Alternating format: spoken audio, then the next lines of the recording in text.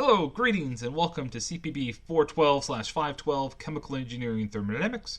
For those of you who haven't met me before, my name is Professor Paluch, and I will be your instructor for the course. Chemical Engineering Thermodynamics is personally my favorite subject in the curriculum. It's a subject near and dear to my heart. In fact, in my spare time, you can probably find me somewhere reading a thermodynamics book. And so I'm thrilled that you'll be here with me this semester. So in this first screencast, my hope is to go through an overview of the syllabus and to take a quick look at the course Canvas page as I might on the first day of class. And then I'll follow up with a second video to kind of give you an idea of how I approach chemical engineering thermodynamics and teaching chemical engineering thermodynamics. Okay. So again, welcome to the course.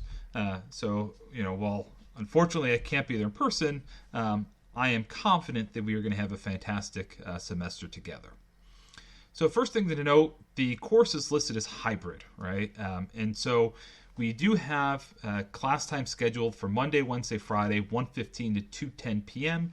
in 165 EGB when classes resume on September 21st. So I'm going to have to provide you more information on what those meetings will look like when the time comes. But the basic idea with hybrid is that even when face-to-face instruction resumes, lecture content will be kept online, and these class periods will be reserved for kind of help session or problem-solving sessions. Now, when I say problem-solving sessions, I will put online in my YouTube channel everything that we could possibly do in a help session so that if you don't want to come to class at all, you don't feel pressured or required to do so. So I'll put ample material online, but for those of you who want to meet in person, that's what we'll use those help sessions for. Now, what we'll need to figure out once we get closer is EGB 165 originally had a room capacity of 40 students, but due to current restrictions, the room capacity is now 15. So problem is we currently have 32 students registered for the class.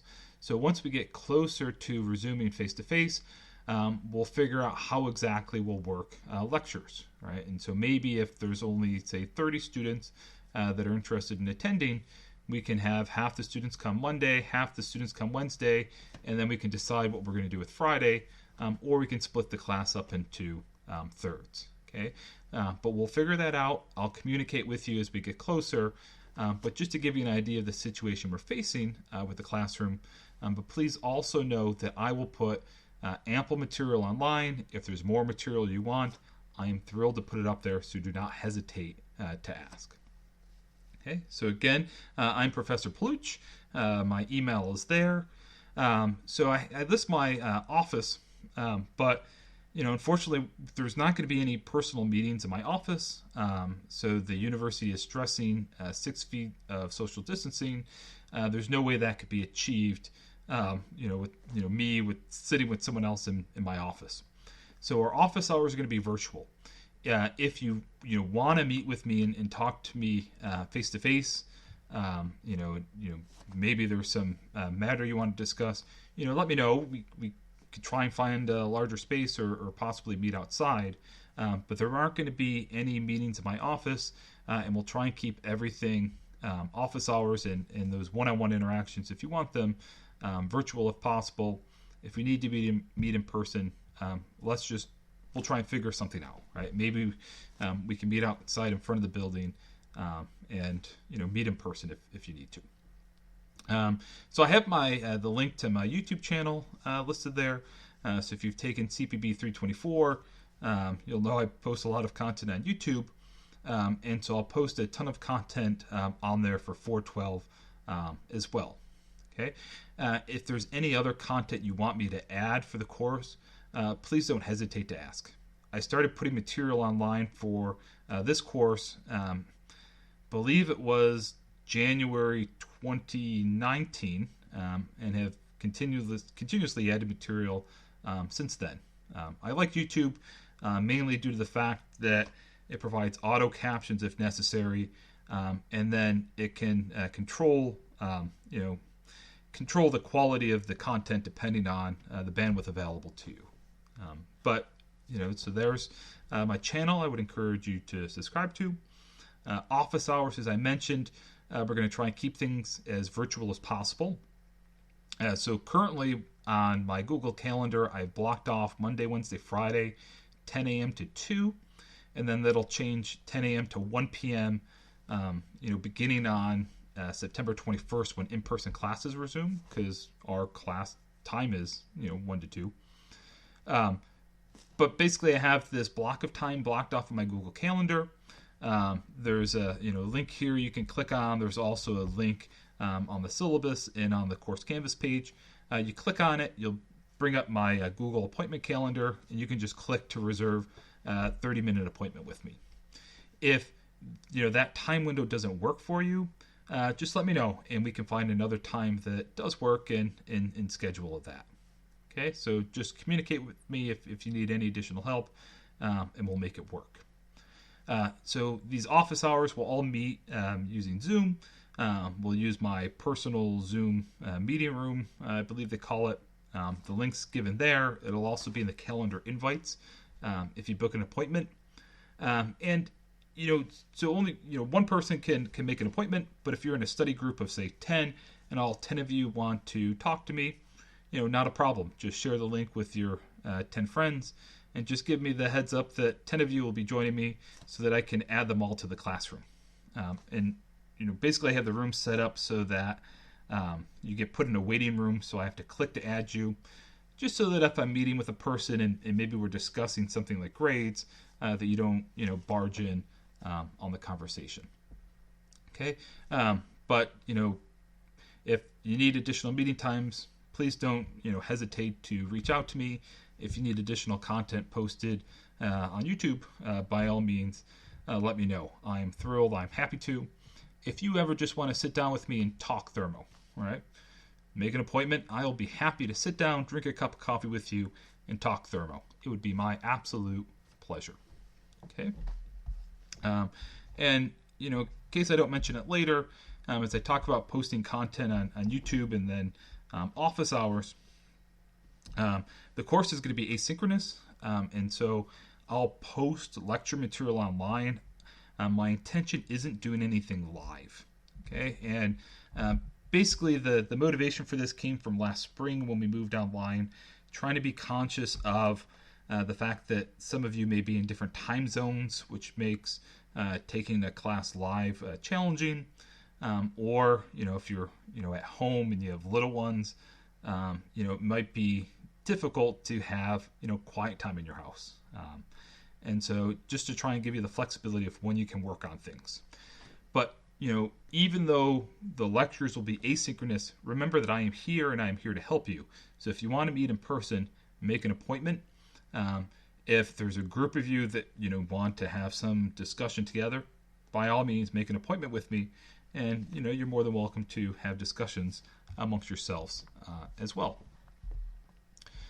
So the bulletin description. So this is an advanced thermodynamics with emphasis in phase and chemical equilibrium, thermodynamic relations and applications, properties of ideal and non-ideal one-component and multi-component systems, ideal and non-ideal phase equilibria, phase diagrams, design of equilibrium flash separators, phase equilibria using equation of state, chemical equilibrium, and optimal conditions for feasible reaction equilibria. All right, so that's a lot.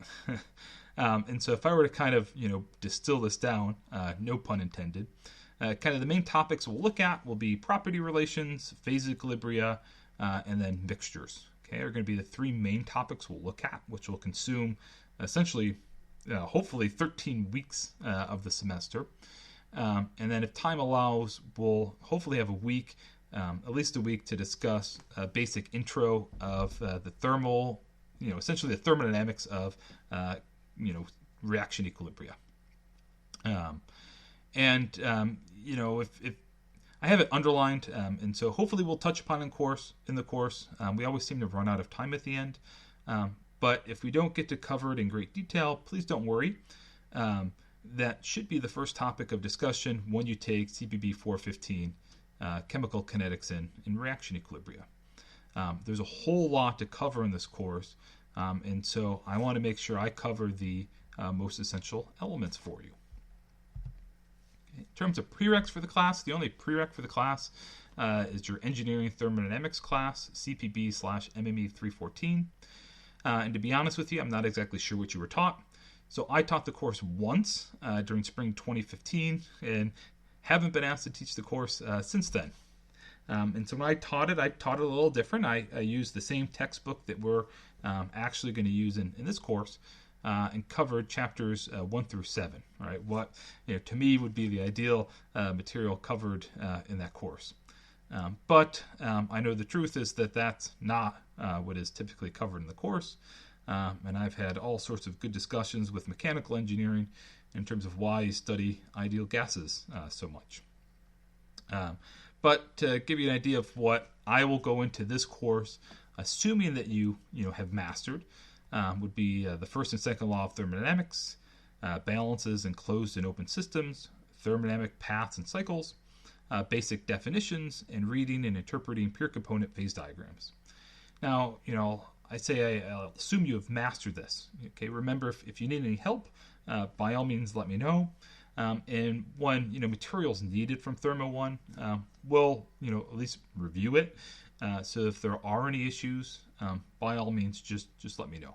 Okay, but I've taught this course several times, and I think I've got a good understanding of what's taught and not taught in Thermo 1. Okay. And so then in addition to what I just said, I'll assume that you've mastered. I'll also assume that you know that molecules exist, hopefully from your general chemistry class. And then topics that would have ideally have been covered in Thermo 1 would be topics on corresponding states theory and cubic equations of state. And it may or may not have been discussed in your Thermo 1 course. So we'll briefly review those in chapter 2. Okay, and so this material that I say cautiously assume that you were taught is essentially the topics of chapter 1 and 2. And so this first week of class will be devoted to quickly reviewing and going through the material in chapters 1 and 2. And so that if it's new, we'll see it there. It'll be a rather quick discussion. And so if you need any additional help, by all means, ask. Okay, I am happy to help you. All right, and so then to give you a brief overview of the course objectives, we'll look at the more detailed descriptions in the syllabus. But again, our focus is going to be on property relations, phase equilibria, mixtures, and then a very basic intro to chemical reaction equilibria. Okay, and so with that, plan is we'll take a quick look at the syllabus. And then we'll have a look at the course canvas page, and then I'll have a second set of notes in which I'll discuss briefly kind of my my approach to teaching Thermo. Okay, so there's a digital copy of the syllabus posted online too, but here too there's going to be the link to my Google Calendar to sign up for office hours, and then the link for my Zoom page. Okay, that should be my Google Calendar. I'll check to make sure the link's working, but it's posted on Canvas, and I'll show you where that is. Okay, and what I mostly want to go through in the syllabus is just kind of go over the course text and then grading. Okay, and so there's information online too. But the course text that will follow, what's listed as the official textbook, is this Fundamentals of Chemical Engineering Thermodynamics by Themis Matsoukas. And so I like the textbook. It's very accessible. It's very readable. But one of the other motivations is you can read it free of charge online through the MIMA libraries. Okay, and so I provide some instructions here to how you can read it online. And then there's also a short screencast in which I show you how to go online and read it. Okay, and so you might check out those options before you purchase the text. And then also note that when it comes to problem sets, I'll type up the problems from the book, so you won't need them to copy. I'll provide appendices, and so if you want to take the first couple chapters or first week to see if you think you need the text, you're more than welcome to. All right, so in terms of grading, biggest change as compared to previous semesters is there's no attendance grade this semester, as your attendance, once we move face to face, is completely optional. Okay, but just to go through the table, again, you can read the syllabus in detail on your own time. But the plan is to hopefully cover 10 chapters this semester. So there's going to be a chapter quiz associated with each chapter. Now, the quiz will take several different forms. Sometimes they're short reading quizzes, true, false, multiple choice, matching, just based on the reading. Other ones, though, are a little more are numerical in nature. And in Chapter 2, for example, a major topic is calculating PVT phase behavior of fluids using a cubic equation of state. And so I will provide you with MATLAB code to perform calculations using a cubic equation of state. And so the quiz will be giving you state conditions and asking you to use the MATLAB code, given those conditions, to make a prediction and enter the number, just so I can check that you're able to use the MATLAB code correctly. And for a lot of those quizzes, you'll be given multiple attempts, because the goal of a quiz like that is to make sure you're able to use that MATLAB code so that you can then apply it in your problem sets. Okay, just to give you an idea of how these things work. Also associated with each chapter is going to be a chapter problem set. And so these will typically be end of chapter problems. Take a note in the posted assignment. I'll type up a list of problems, but I may only ask you to complete a smaller number of those. Chapter 1 and 2 are more review, but beyond that, once we get into more what's typically newer material, when we have a typical face-to-face course, what I would do is I would usually have abbreviated lectures, because I have a lot of lecture material online, and I would spend class time often setting up those problems. And so I'll plan to do that still this semester, albeit virtually. So hopefully beginning in Chapter 5, if you need any help, don't hesitate to ask. Happy to put together material, getting those things set up. And that's my intention after Chapter 2, to begin to provide some of that material. All right, so then in addition to that, what do we have? So first let me talk about the midterm and final exam. Okay, so the midterm and final exam will both be taken online. The midterm exam will look at the exact dates in a second, but there'll be an open period of a week in which you can take it. And so the midterm exam is going to be completely qualitative in nature. It'll consist of true, false, multiple choice, matching style questions. Okay, but the midterm exam is going to be entirely conceptual. And it'll be based on material that we've covered up into the midterm exam. I believe it's through Chapter 8. Okay, so completely taken online, true, false, multiple choice, matching. You won't need a calculator or anything, because we'll discuss it when the time comes, but the plan is not for it to be numerical in nature. The final exam will be very similar. Okay? And in fact, what I've done in the past, what I'm hoping to do or planning to do this semester, is the midterm exam covers chapters 1 up to 8 in this multiple choice true false fashion. The final exam, the first part of it will be exactly the midterm exam. Okay, so the first part of the final exam will be the midterm exam, and then we'll add on to that questions from Chapter 9 to the end of the course.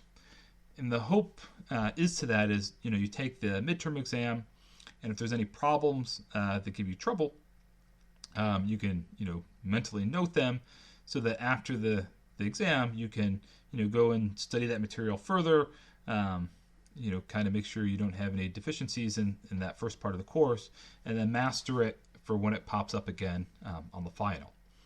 And so then hopefully if we were to tackle this like an in-person class, how exactly we'll do it, I'm not exactly sure, but I'll probably provide you detailed feedback on your exam without giving you all the numerical or all the answers, so you don't just multiply, question 1, it's A. I'll try and provide you detailed feedback so that you can use it to prepare for the final. Okay, so that'll be all qualitative in nature. Then, knowing that the exams are qualitative in nature, what these added problem sets is essentially they'd be kind of numerical questions that you might think of on a typical engineering exam. Okay, but again, thinking about say when I have this course face to face, The idea is, well, the midterm exam and final exam will be timed, in which you'll have a fixed amount of time to sit down and actually take the exam. The problem sets, there won't be a time restriction.